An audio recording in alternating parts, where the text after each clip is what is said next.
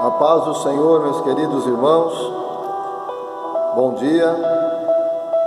É uma manhã de domingo abençoada. Estou aqui na congregação, como os irmãos podem perceber. Já estava com saudade de estar aqui. Hoje, como é dia nacional de clamor, nosso presidente convocou-nos, mas independente disso, devemos orar pelas autoridades constituídas. Esse é o nosso dever, é assim que a Bíblia nos ensina, né? Estou aqui junto com a minha esposa, irmã Edna, estamos orando, graças a Deus por isso, isso é uma bênção. Meus amados, eu quero repartir uma palavra de Deus para os vossos corações.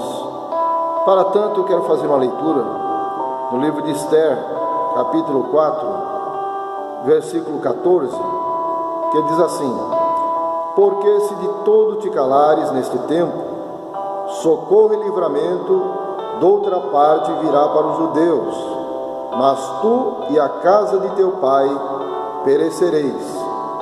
E quem sabe se para tal tempo como este chegastes a este reino? Meus amados irmãos, eu considero o livro de Esther um dos mais lindos, bonito, uma história maravilhosa. Se você analisar o livro de Esther, não existe a palavra Deus, mas no entanto, do primeiro ao último capítulo de Esther, nós vemos a ação de Deus, o agir de Deus trabalhando. Meus amados, fala-nos da história de Esther, de Mardoqueu, o seu tio, e como o ódio pelo povo de Deus sempre houve em todas as épocas e as eras.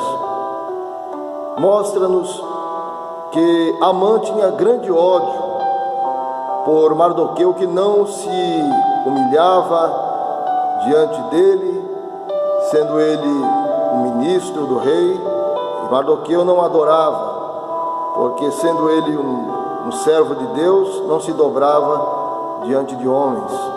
Isso gerou um ódio muito grande no coração de Amã. Sabendo Amã que Mardoqueu era um judeu, influenciou o rei Assuero para que fizesse um edito para matar todos os judeus do reino, do império. E fazendo assim, e o rei assinando a sentença de morte dos judeus, chegou ao conhecimento de Mardoqueu, e tal foi a indignação, a angústia, a tristeza de Mardoqueu, que era primo e pai de Esther, porque quando seus pais morreram, ele veio a criar a Esther, que ele se vestiu de saco e sentou-se nas cinzas.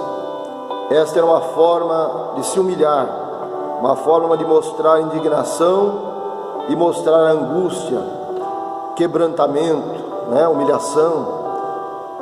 E ele foi se sentar na frente da porta do palácio do rei, sentar-se em cinza, vestido de saco.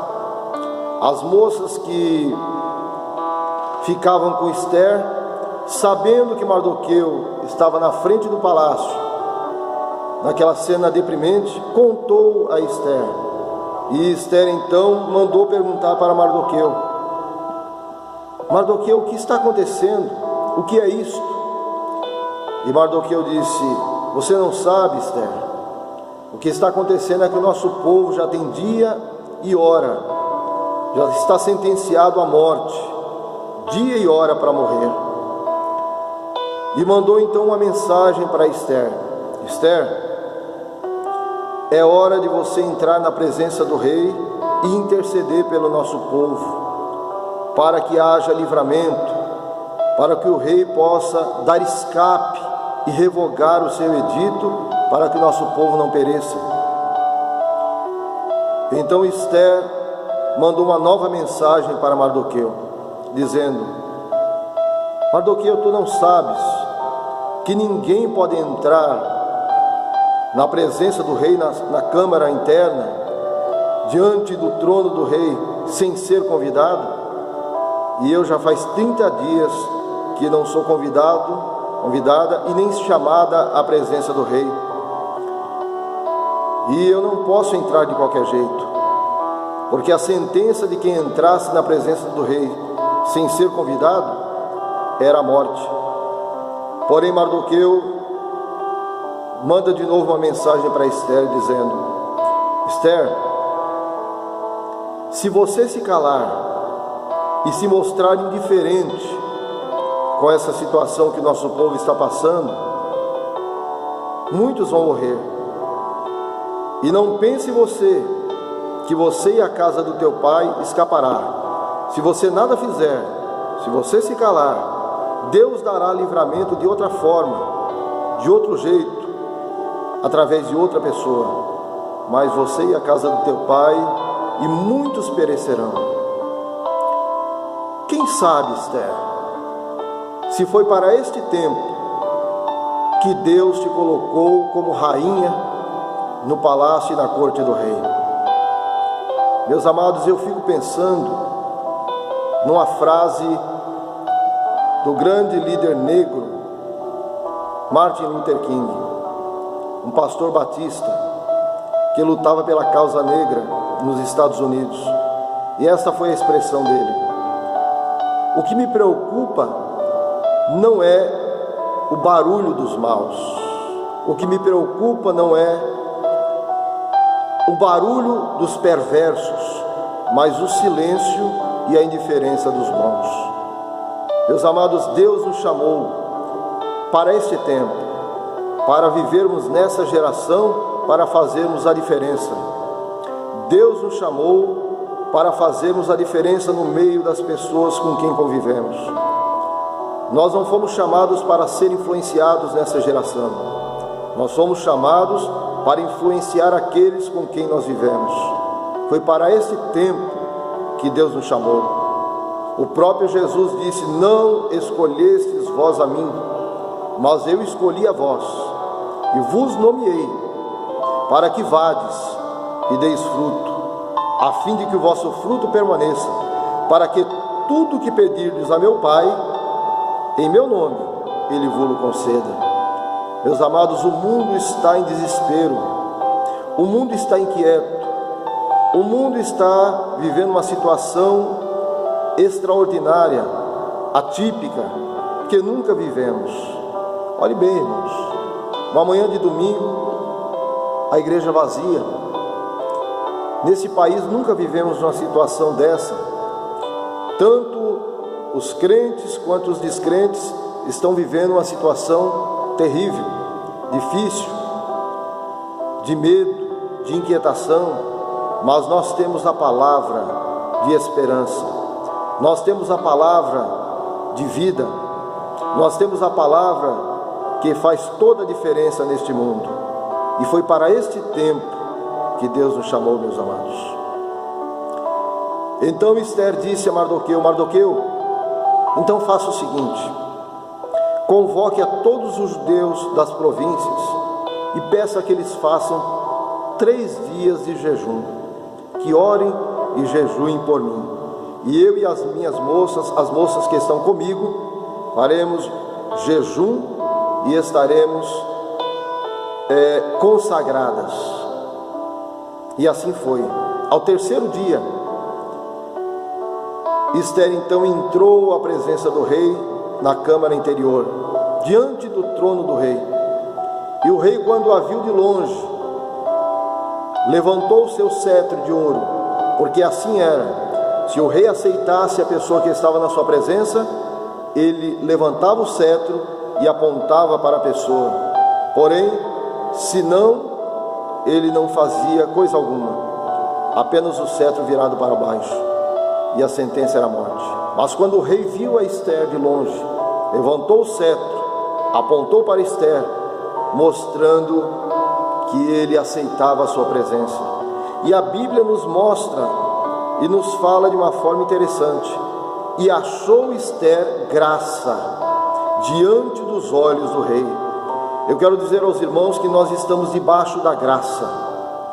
Esta graça que nos cobre de um favor que nós não merecemos, esta graça que nos faz estar de pé, essa graça que nos levanta nos momentos de queda, esta graça que nos faz ter esperança nos momentos de crise.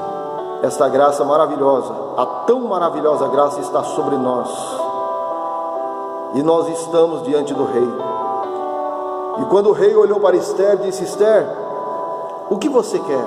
Me pede. O que você tem? Me pede, e até metade do meu reino eu te darei. Meus amados, estamos diante de Deus, e a sua graça nos dá condições de entrarmos na sua presença, para pedirmos, para invocarmos, para clamarmos por nossa nação, para clamarmos por nosso país, pela nossa cidade, pela nossa família. Vamos buscar ao Senhor. A Bíblia diz assim, através do profeta Jeremias, no livro das Lamentações: ponham a boca no pó, talvez assim haja esperança. É certo que esta nação tem se afastado de Deus. Olhe o carnaval, que coisa terrível fizeram com as coisas de Deus. Profanaram o nome de Jesus, profanaram a Bíblia, profanaram as coisas dos céus. Mas a Bíblia diz, irmãos, se o meu povo, que se chama pelo meu nome, se humilhar, orar, buscar a minha face e se converter dos seus maus caminhos, eu, Deus, ouvirei dos céus, sararei a sua terra e perdoarei os seus pecados. É hora da igreja fazer alguma coisa, irmãos. É hora da igreja despertar. É hora da igreja clamar, colocar a boca no pó. Há esperança para a nossa nação, e Deus conta conosco. Lembre-se bem que o avivamento não começa com multidão, o avivamento não começa com muitos.